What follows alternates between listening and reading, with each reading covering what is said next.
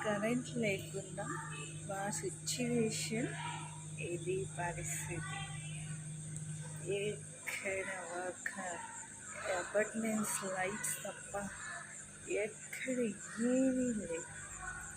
ఎలాంటి సిచ్యువేషన్లో ఒకటి వస్తుంది నెల్లూరుకి, అది మేమున్న సైడ్ అని చెప్పి నేను అస్సలు ఎక్స్పెక్ట్ చేయలేదు.